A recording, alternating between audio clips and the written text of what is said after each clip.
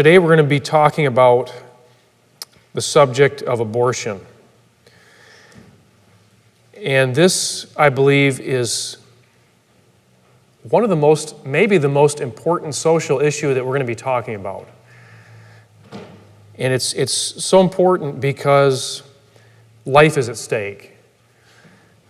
And before I even get into the notes, I just want to say right off the bat that my goal in giving this information is not to be harsh.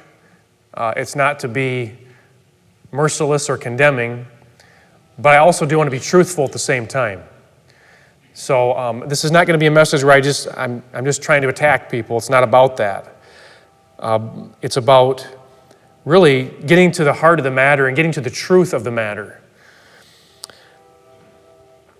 So in 1973, the U.S. Supreme Court ruled that the Constitution protects a woman's right to choose to have an abortion.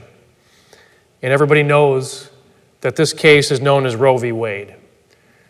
This was in 1973. Since then, it's estimated that 62 million abortions have taken place, according to the National Right to Life Committee. 62 million since that time. And whenever abortion comes up, almost certainly Planned Parenthood comes up. And the organization Planned Parenthood carries out more abortions than any other organization in America by far.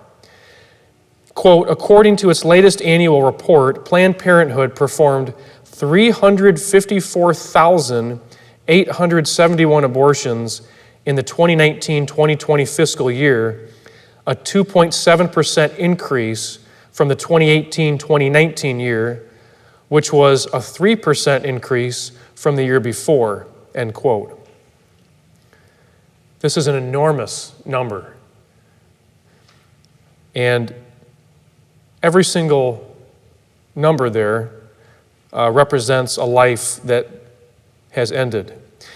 What I find ironic about this is if you go on the Planned Parenthood website, and I looked at their annual report for 2019-2020, and it's interesting because on the website, every picture you see is someone grinning ear to ear. I mean, it's the happiest looking website you'd ever seen in your life, which is so ironic because the information on the website is terrifying. And that's, if you do the math on this, that's one abortion every 89 seconds. One abortion every 89 seconds. And as I was studying this, and I've wondered about this before, and for some reason I just never looked into it that much like I did this week. But I've wondered, I wonder how many people, if there's this many abortions going on every year, I wonder how many people are pro-choice and how many people are pro-life. I kind of assumed it was like a lot more people were pro-life and just a few people were pro-choice.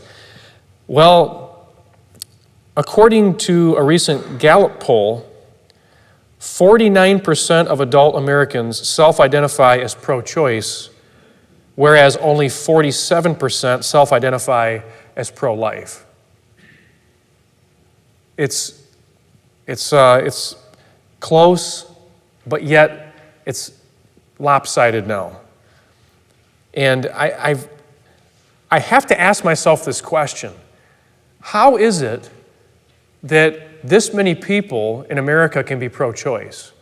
Because, I kind of thought, and maybe I was naive to think this, I kind of thought that this was just a simple, straightforward subject, and that most people agreed on this. Well, it turns out that actually, when it comes to abortion, scientists and groups are really trying to blur the lines. Where does a life begin and where is it prior to that? What is it prior to that? And the main argument that's given by pro-choice supporters is, I'll call it the not a person argument. And the argument goes like this. Premise 1, only persons have a right to life. Premise 2, an embryo or fetus is not a person. Premise 3, therefore an embryo or fetus has no right to life. Number 4, if a being has no right to life, it is not wrong to kill it. Number 5, therefore it is not wrong to kill an embryo or fetus. That's the basic argument given to support the pro-choice position. And I thought, well, but how can you really defend this? I mean, is there really that much debate on this? Well, it turns out there is some debate on it. There's actually quite a bit of debate, in which everybody knows. And I would say that probably this is like maybe the number one hot button issue in American politics. This may be the number one thing. Obviously, there's other things people argue about, but this one is at the top of the list. And it's so important that we understand this. Now, the question we have to ask, because this is the question of all questions when it comes to this subject, and that is an embryo or fetus a person or not? This is the number one question we have to answer in order to pick a side, in order to figure out which side is correct. And until we answer this question, we can't really go any further with this. This question is at the core of the abortion debate, and how you answer this will significantly affect your opinion on the subject. Now, one thing I've found is that pro-choicers often boast that they have science on their side, whereas pro-lifers can only appeal to their religious beliefs. That's the argument. I've heard this so many times. Pro-choicers they have these signs during these rallies, and the sign says, "We support science. Science is on our side. Science supports our beliefs." So their big appeal is to science. They say, well, science proves that life does not begin at conception. And there's various arguments for this. Now, as I said right in the beginning of this whole series, I want to know why the other side believes what they believe. I want to know the arguments for the other side. So I did quite a bit of research to figure this all out. And today I want to share some of my findings with you because, the question is science really on their side? Does science support a pro-choice position? Now, by the way, I'm going to talk a lot about science today, but I'm going to get to the biblical perspective. So don't think that I've just left the Bible out of this, because I haven't. We'll get to that. But I do want to focus on the science first. And the reason I do is because if it can be shown that science supports the idea that life begins at conception, then the pro-choice view is obsolete. So automatically. So that's what I want to tackle today. So let's start with the science. What does science have to say about this? In her essay, "When Do Human Beings Begin?" and this essay is from the Princeton University website, Dr. Diane N. Irving responds to various scientific myths regarding abortion. And I want to cover 3 myths that she mentions in her essay. According to one myth, the product of fertilization is simply a blob, a bunch of cells, a piece of the mother's tissue. You've heard this argument before, that at the moment of conception, when fertilization takes place, when the egg is fertilized, life has not began at that point. It's just a blob of cells. It's just a part of the mother's tissue. This is a very, very common argument and very, very misunderstood.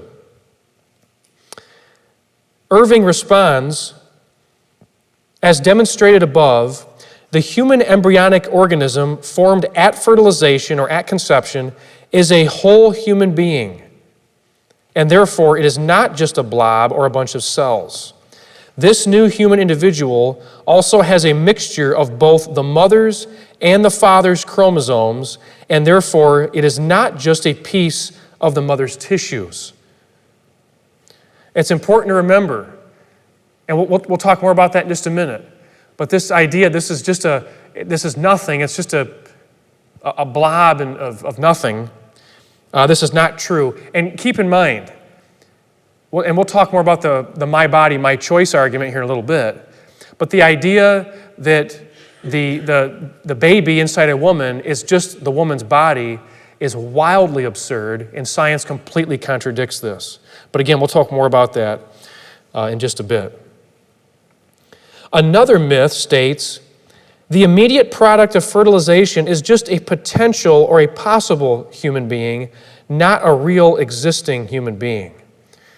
However, according to Irving, as demonstrated above, scientifically, there is absolutely no question whatsoever that the immediate product of fertilization is a newly existing human being. A human zygote is a human being. It is not a potential or a possible human being. It's an actual human being with the potential to grow bigger and develop its capacities. So according to science, a child has all of its genetic material, all of its genetic makeup is complete at the moment of conception. What does this mean? It has everything an adult has, it's simply at an underdeveloped stage. A baby, from the moment of conception, has everything it needs genetically. Its genetic makeup is completely complete. Its eye color, hair color is determined. Its gender is determined at that time. It's simply at an underdeveloped stage. But it has everything it needs, and all it has to do is grow and become bigger from that point on. It's everything an adult is except smaller and underdeveloped. Now, one last myth, and this is just, I'm going to be honest with you. This myth is so repulsive to me that it bothers me terribly because it's totally arbitrary. One last myth I want to cover claims that there is a difference between a human being and a human person. And this is just proof that they're running out of arguments here. They got to come up with something. This myth says, maybe a human being begins at fertilization, but a human person does not begin until after 14 days when twinning cannot take place. Irving responds, the particular argument in Myth 12 is also made by McCormick and Grobstein and their numerous followers. It is based on their biological claim that the pre-embryo is not a developmental individual, and therefore not a person until after 14 days when twinning can no longer take place. However, it has already been scientifically demonstrated here that there is no such thing as a pre-embryo, and that in fact the embryo begins as a developmental individual at fertilization. Furthermore, twinning can take place after 14 days. Thus, simply on the level of science, the philosophical claim of personhood advanced by these bioethicists is invalid and indefensible. Again, to say that, well, it may be a human, it may be a being, but it's not a person until later on. It may be a being at conception, but it's not a person until later on, is a totally arbitrary and philosophical argument, not a scientific argument. Again, at conception, the baby has everything it needs genetically. It's all determined right then and there. It's just a matter of developing its capacities. Life begins at conception. Science tells us life begins at conception. This is not some wild idea. This is not a religious belief.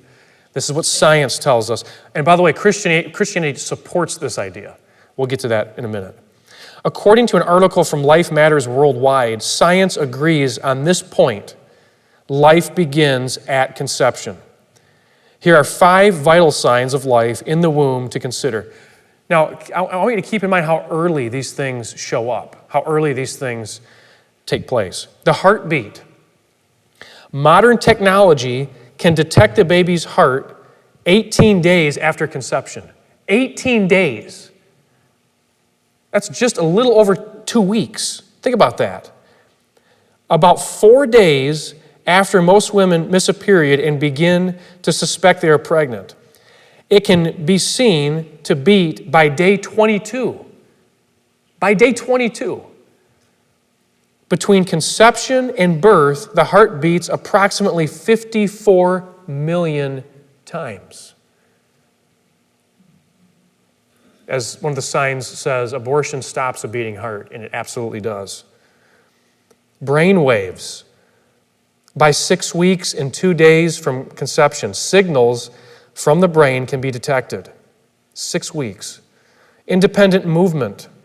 Although a pregnant woman does not feel movement for at least another 8 to 10 weeks, the embryo begins to spontaneously move between 5 and 6 weeks. Senses. By 8 weeks and 2 days, touching the embryo will elicit squinting, jaw movement, grasping motions, and toe pointing. By the way, a baby in the womb can also feel pain very early on, and that's why in some cases when abortions are done, they put anesthetic in there because they realize that this baby is not feeling nothing. This babies actually feel pain even early on. So this idea that, no one feels any pain, it's totally comfortable and whatever else they say, this is absurd. Breathing. The embryo can hiccup by 7 weeks. The diaphragm muscle is completely formed by 8 weeks, and intermittent breathing motions begin. So what does science tell us? The answer is clear. Life begins at conception. And I think most people already know this. I think people know this kind of intuitively. They know that this is true. For example, when a woman finds out she's pregnant, what does her family do? Her family and friends don't throw her a clump of cells shower. They throw her a baby shower because they know that's what's in there. They know intuitively that she's pregnant with a baby. You know what I find interesting too? This applies to when a woman wants a baby. When a woman doesn't want a baby, all of a sudden, it's no longer a baby, it's a clump of cells or a part of the woman's tissue. Notice how the definition changes depending on whether she wants the baby or not.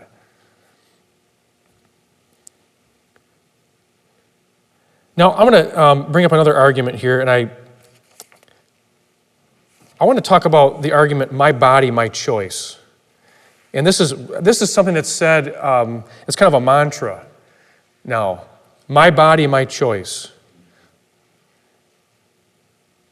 And I was watching the news, and there was some kind of a abortion rally going on somewhere, and these women, all these signs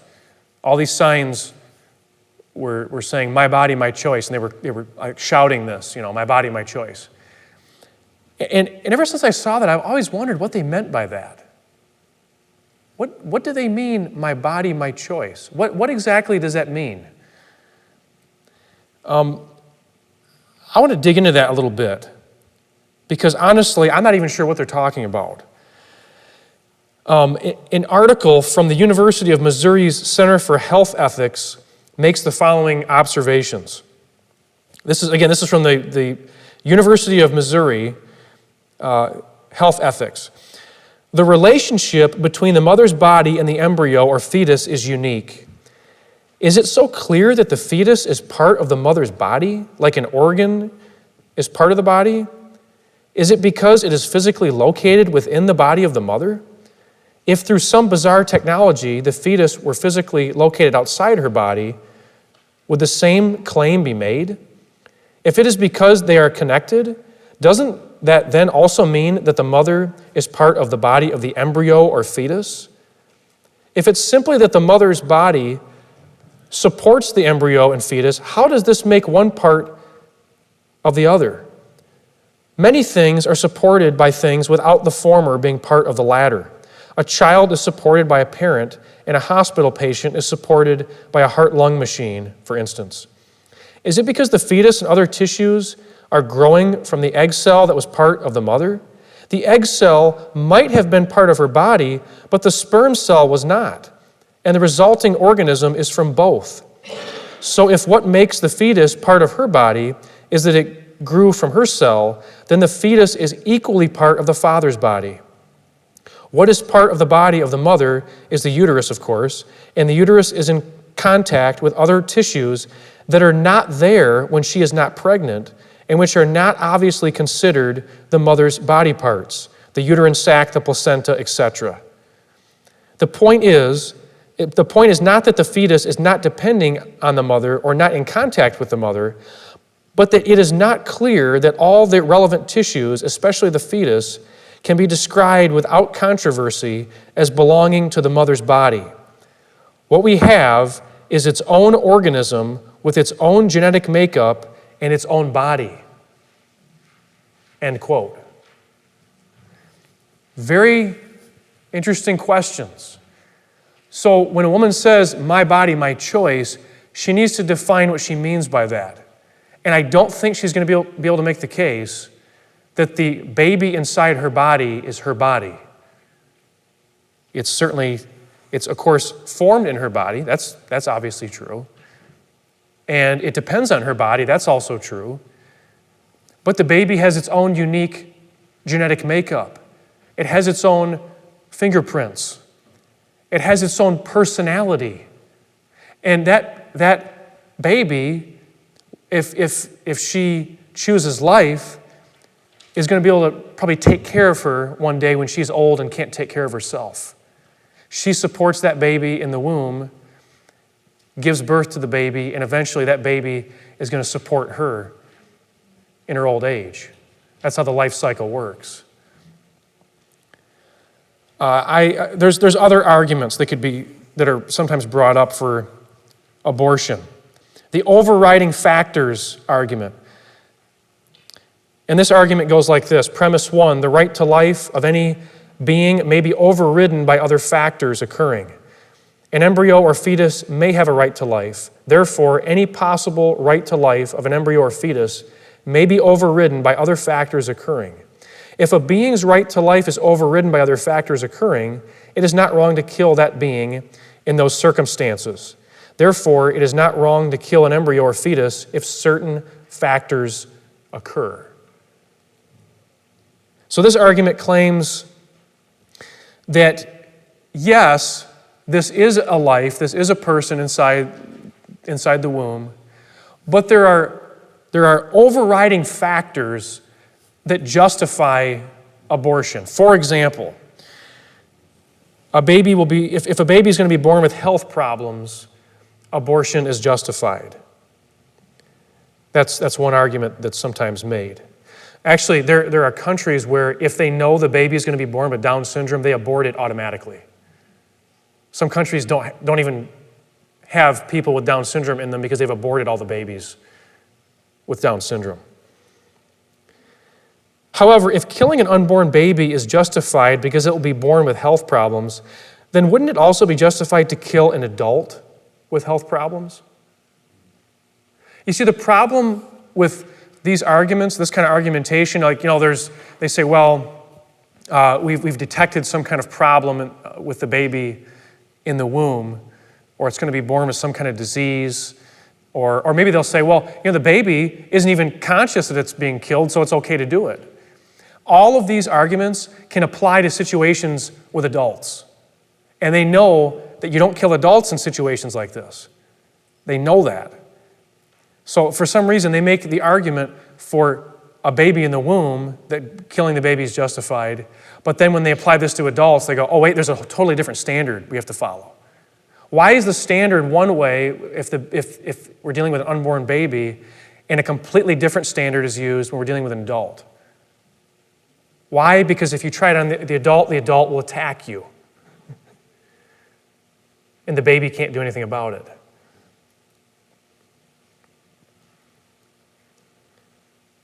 There's other arguments that are brought up. Others have claimed that aborting a child is justified if he or she would otherwise grow up in a poor home. That's sometimes given as an argument. Well, if I have this baby, it won't grow up in a good home where it'll have to suffer through poverty and maybe possibly a dysfunctional family or something like that. In other words, they're basically saying that death is better than poverty. It's better to be dead than to be living in poverty. Does this apply to poor adults as well? Do we treat poor adults this way? Furthermore, many people begin life in very humble circumstances and end up being very successful later on. One may abort a child who would have found the cure for cancer or something else if he or she was allowed to live. The bottom line is, you don't know what the future holds. Because we don't know what the future holds, we can't say that abortion is better than ending up in one of these situations. And also, that's not even the point. That's really not even the point. The point is that if this is life, then this baby has a right to life. And if someone decides to take that life, then they're doing something that's immoral. They're doing something that's wrong. That's the bottom line here. We don't have the choice to decide who gets to survive and who doesn't. What does the Bible have to say about this? Well, in the Bible, women who conceive are said to be with child. When a woman conceives in the Bible, they're always said to be with child. They're not said to be with a clump of cells or with a part of their tissue. They're with child. Furthermore, Scripture calls the unborn children and babies, not clumps of cells or something else. They're not merely beings, but persons made in the image of God. People are unique. Human beings are unique. They're unique because they're made in the image of God. Humans are the only being that God made in His own image. And I like what David said about this in Psalm 139, 13 through 16. David wrote, "For you formed my inward parts. You wove me in my mother's womb. I will give thanks to you, for I am fearfully and wonderfully made. Wonderful are your works, and my soul knows it very well. My frame was not hidden from you when I was made in secret and skillfully wrought in the depths of the earth. Your eyes have seen my unformed substance, and in your book were all written the days that were ordained for me, when as yet there was not one of them." A child in the womb is a very special thing. It's a creation of God, and that creation needs to be respected and protected.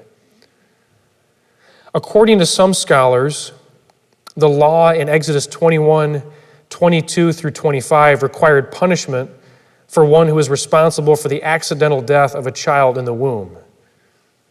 If this is so, then how much worse is it to deliberately kill an unborn child?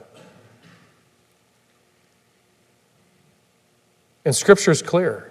Murder is a sin. Murder is a sin. Now, having said all that, I want to make this clear.